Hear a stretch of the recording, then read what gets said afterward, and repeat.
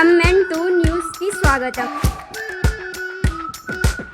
TR విగ్రహానికి పూలమాల వేసి ఘన నివాళి అర్పించారు. ఈ సందర్భంగా టిడిపి టౌన్ అధ్యక్షులు మోమిన్ రసూల్, మాజీ ఎంపీపీ ఎల్లాల కృష్ణుడు, అమీర్, హిదాయత్ ఖాన్ మాట్లాడారు. మేము ఇక్కడ కార్యక్రమం నిర్వహించాల్సిన పని పడింది కాబట్టి అందరం నందమూరి తారక రామారావు గారికి నివాళులు అర్పించుకొని ఆయన సినీలో రాజకీయంలో అన్ని విధాలుగా పాటున ఏ విధంగా తీసుకున్నా కానీ మహానుభావుడు నందమూరి తారక రామారావు గారు అన్ని విధాలుగా మనము ఆయన విరాచుకొని మళ్ళీ ఆగస్టు 28వ తేదీ జయంతి వస్తుంది. ఆ రోజు కూడా ఇట్టుని పాల్గొని అందరము ఆయనకు మళ్ళీ నివాళులు అర్పిస్తారని వెలుగొండ మండలంలో ఘనంగా నేను చెప్పేది ఏమంటే ఈరోజు ముఖ్యంగా రైతులు చేయాలి ఈ పని,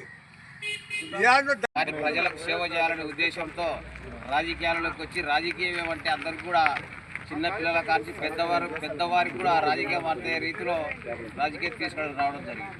రాయలసీమ అయితే ఎంతో అభిమానంతో హిందూపురంలో నిలబడి ఆయన ముఖ్యమంత్రి అక్కడి నుంచి ప్రాతినిధ్యం వహిస్తూ రాయలసీమ ముఖద్వారమైనటువంటి పోతిరెడ్డిపాడు ఎడ్డెంగడ్ ఏర్పాటు చేసి మద్రాసు మిల్లు, అదేవిధంగా రాయలసీమానికి దత్తపుత్రులు లెక్క ఎన్టీ రామారావు గారు ఎంతో సేవ చేసినారు.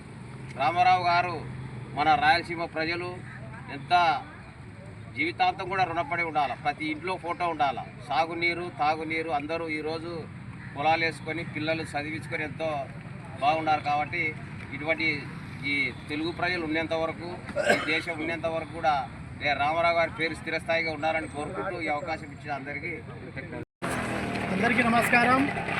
ఈరోజు విశ్వవిఖ్యాత నట సార్వభౌమ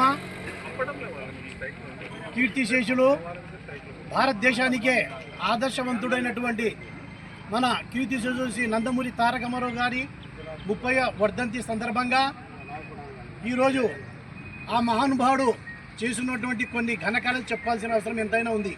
ఈరోజు దేశంలో జాతీయ పార్టీలకు ప్రత్యామ్నాయంగా ప్రాంతీయ పార్టీలు పుట్టుకొచ్చినాయంటే అది ఒక్క ఆ ఘనత శ్రీ నందమూరి తారక రామారావు గారికి దక్కుతూ ఉంది. ఆ రోజు జాతీయ స్థాయిలో కేవలం ఒకే ఒక పార్టీ, రైతులు కానీ అందరూ సోదరులు అందరూ బాగా దీని మీద ఎంతో అభివృద్ధి చెందుతున్నారు.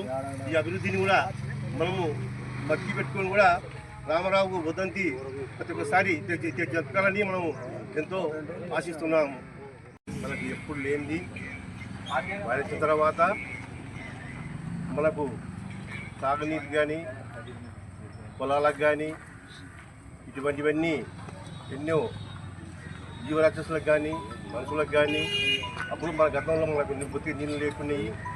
చాలా బావిలో నీళ్ళు లేక చాలా ఎన్నో కష్టాలు పడినాం. అప్పట్లో కూడా ఈ మన మద్రాసు కాలువ ఎంత దూరం పారుతుందో లెక్కంలో అయితే ఆయన MN న్యూస్ ఛానల్ను సబ్స్క్రైబ్ చేయండి, లైక్ చేయండి.